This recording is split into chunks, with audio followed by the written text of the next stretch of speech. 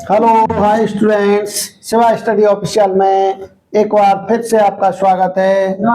तो देखिए, मेरा चैनल का नाम है शिवा स्टडी ऑफिशियल और मेरा हैंडल है @शिवदयाल सर 1567 और दूसरा हैंडल है @शिवदयाल सर 2577।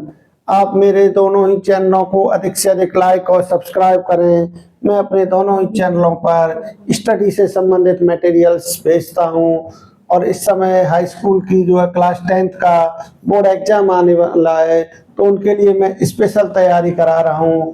तो वो बच्चे स्पेशल इन क्लास को लें और समझें।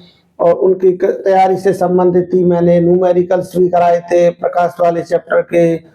और मैंने जो है साइंस का पहला चैप्टर है, उसमें रासायनिक समीकरणों को संतुलित करना और अपक्रियाओं के प्रकार भी समझाया था। आज उसी टॉपिक में मैं अगला जो है मेरा क्लास 10 साइंस का पहला चैप्टर है संचारण, वो जो फर्स्ट चैप्टर रासायनिक अभिक्रिया और रासायनिक समीकरण, उसमें एक टॉपिक आता है संचारण। तो ये टॉपिक बहुत ही इम्पोर्टेंट टॉपिक है। इस टॉपिक को अक्सर करके पूछा भी जाता है, समझा भी जाता है, लेकिन बच्चे इस पर कंफ्यूज हो जाते हैं, इसको सही से याद नहीं कर पाते हैं। तो आज मैं इस टॉपिक के बारे में ही सिर्फ आपको बताऊंगा कि ये टॉपिक क्या है, क्योंकि अगर ये आ जाता है तो कम से कम आपके 2 नंबर पक्के मानिए। तो इसको आप अगर ढंग से कवर कर लेंगे तो मैं उम्मीद करता हूँ आप अच्छे मार्क्स गेन कर पाएंगे। तो इसलिए इस टॉपिक पर आप फोकस करें, साथ ही साथ मेरे चैनल्स को लाइक और सब्सक्राइब भी करें और अपने साथ वाले जो बच्चे हैं क्लास 10th के या और भी अदर क्लासेस के हैं, उनको भी प्रोत्साहित करें कि वो मेरे चैनल पर अधिक से अधिक आएँ और चैनल को लाइक और सब्सक्राइब करें। तो इसी के साथ मैं अपने टॉपिक पर आता हूँ। मेरा टॉपिक जैसे संचारण है, अगर वो आ जाता है कि संचारण क्या है, तो इसकी जैसे परिभाषा में लेंगे संचारण। क्षारण मतलब इसका समझिए, सं मतलब सहित, क्षरण मतलब क्षरण होना, यानी परतों का धुंधला हो जाना या धुंधलापन, धुंधलापन या क्षरण, यानी जो परत होती है ऊपरी, वो धुंधलापन सहित या क्षरण सहित जब हो जाती है तो उसे हम कहते हैं संक्षारण। यानी ऊपरी जो परत होती है उसका क्षरण होने लगता है, तो ये हमारा संक्षारण कहलाता है। तो जैसे इसकी जब हम परिभाषा में लेंगे तो इसकी परिभाषा क्या है, डेफिनेशन में डेफिनेशन ये होगी कि यानी जब किसी पदार्थ की, यानी कोई पदार्थ, जब कोई पदार्थ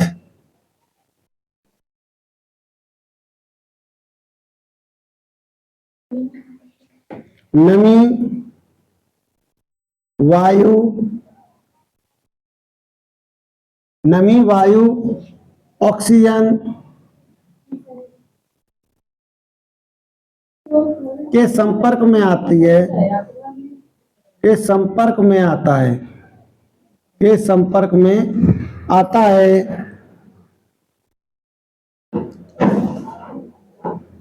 तो उसकी ऊपरी परत का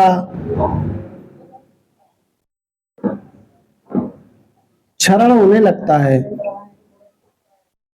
क्षरण होने लगता है।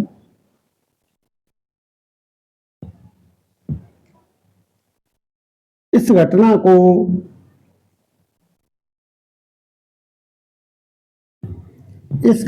को संक्षारण कहते हैं, संक्षारण कहते हैं।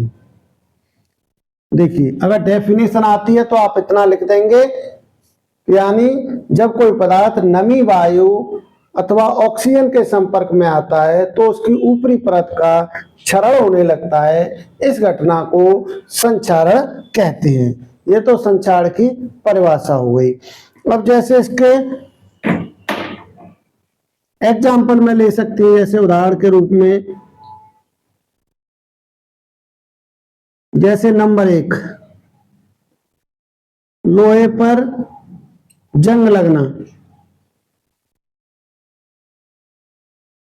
लोहे पर जंग लगना। नंबर 2, चांदी का काला होना।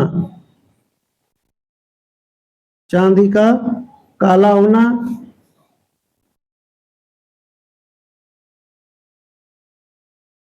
नंबर 3 जैसे लेते हैं तांबे का हरा होना।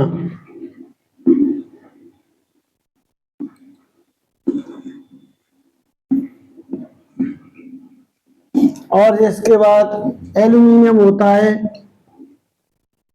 एल्यूमिनियम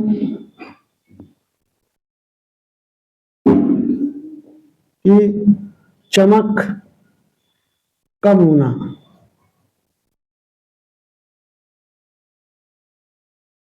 ठीक है, ये 4 घटनाएं आ गई हमारे पास।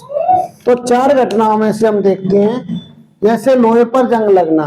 लोहे पर जब जंग लगती है तो क्या होता है कि लोहे पर जंग लगने से उसकी ऊपरी परत बेकार होने लग जाती है, इसको हम संक्षार ही कहेंगे, और उसकी ऊपरी परत धीरे धीरे गलने लग जाती है।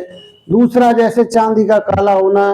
चांदी है वो भी जब खुली रहती है, नमी और वायु के संपर्क में आती है तो वो काले कलर की हो जाती है, इसको भी हम संक्षार कहते हैं। तांबा जैसे पानी के संपर्क में या किसी के संपर्क में आता है तो वो हरा होने लगता है, इस घटना को भी हम संक्षार कहते हैं। एल्यूमिनियम का जब नया बर्तन खरीद के लाते हैं तो उस पर एक अलग ही चमक होती है, लेकिन धीरे धीरे जब हम उसको उपयोग करने लगते हैं तो उसकी चमक कम होने लग जाती है। तो ये सब जो घटनाएं होती हैं हमारी संक्षार के अंतर्गत आती हैं। तो अब हम संक्षार को समझ गए कि परिभाषा क्या है, और उसके उदाहरण भी हम देके बता सकते हैं। तो मैं उम्मीद कर रहा हूं कि बच्चे यहाँ तक संक्षार को अच्छे से समझ गए होंगे और उसके बारे में उसके उदाहरण भी वो दे सकते हैं। अब जैसे संक्षार को रोकने के उपाय, तो अब मैं इसके साथ ही अब अगले बताऊंगा कि इसको रोकने के क्या क्या उपाय हो सकते हैं। हाँ, तो ये आप जो संक्षार की परिभाषा और उसके बारे में समझ चुके हैं। अब इसके बाद संक्षार को रोकने के उपायों के बारे में बताएंगे कि किन किन मतलब कैसे हम इसको रोक सकते हैं। तो अब नेक्स्ट जो है इसी में संक्षार को रोकने के उपाय। संक्षारण को रोकने के उपाय।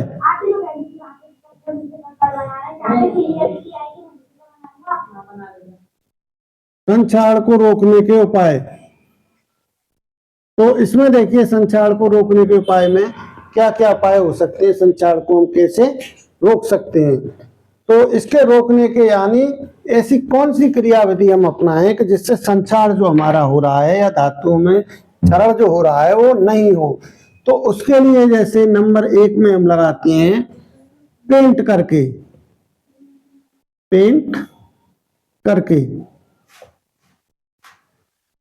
जो धातुओं का संक्षार होता है, जैसे लोहा है, तो उस पर हम अगर पेंट कर दें तो क्या होता है कि उस पर जो पानी आता है उसको जो है पेंट के अंदर ऐसा पदार्थ मिला रहता है जो पानी को या ऑक्सीजन को धातु से क्रिया नहीं करने देता है, जिसके कारण हमारी जो धातु है वो अधिक समय तक सुरक्षित रहती है। लेकिन जब बार बार इस पर पानी जाता है और नमी ऑक्सीजन, तो धीरे धीरे पेंट कमजोर होने लग जाता है, तब क्या है उसका दोबारा से क्षरण होना शुरू होता है। तो एक नियमित अंतराल के बाद हमको यानी धातु पर पेंट करते रहना चाहिए, जिससे हमारी धातु सुरक्षित रहेगी। अब जैसे नंबर 2 में पहला नंबर हो गया पेंट करके, दूसरा जैसे ग्रीस लगाकर।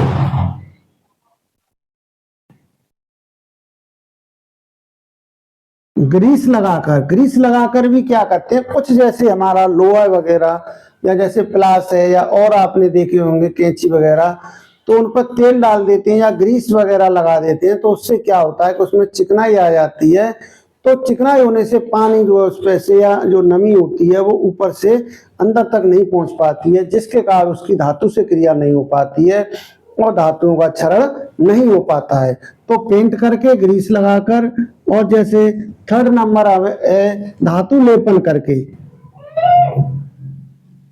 धातु लेपन रुक गया। तो धातु लेपन में क्या हो गया, धातु लेपन में क्या करते हैं कि एक धातु पर दूसरी धातु का पॉलिश या लेपन कर देते हैं, जिसके कारण क्या है कि उसके अंदर चमक बढ़ जाती है और अंदर वाली जो धातु है वो सुरक्षित रहती है। आपने देखा होगा जैसे साइकिल की जो रिम आती है उस पर शुरू में वो बहुत चमकदार होती है, क्योंकि उस पर प्लेटिनम धातु या निकेल है, इस तरीके की धातुओं की पॉलिश कर दी जाती है। तो जिससे क्या होता है कि अंदर का जो हमारा लोहे का जो मटेरियल है वो सुरक्षित रहता है और जो है हमारे जो धातुओं पर क्षरण नहीं हो पाता है। तो जैसे पेंट करके, ग्रीस लगाकर और धातु लेपन करके 3 विधि हैं, और भी इसकी कई विधि हो सकती हैं। अब नंबर आपने जैसे आप सोचिए क्या हो सकता है। तो एक जैसे हम तेल लगा के, यानी तेल या जो चिकनाई होती है, जैसे मशीनरियों में उनमें ऑयल डाला जाता है, ऑयलिंग की जाती है, तो उससे भी उसके अंदर जो है संक्षारण उत्पन्न होता है, वो धीरे धीरे खत्म होने लग जाता है। तो ये 4 विधियां हैं। अगर इन 4 को भी आप पेपर में लिख देते हो तो आप बहुत अच्छे से लिख पाओगे, कर पाओगे। तो यानी पेंट करके, ग्रीस लगाकर, धातु लेपन और तेल लगा के, इस तरीके से मैं उम्मीद करता हूं कि आज आप संक्षारण को समझ गए होंगे और संक्षारण की परिभाषा और संक्षारण की का क्या उदाहरण है और संक्षारण को रोकने के उपाय, आप इनको अच्छे से अगर लिख के आएंगे तो मैं सोचता हूँ 2 या 4 नंबर आपके पक्के हो जाएंगे। इसी के साथ आज के टॉपिक में इतना ही। आप मेरे चैनल को आप अधिक से अधिक लाइक और सब्सक्राइब करें। इसी के साथ ओके बाय।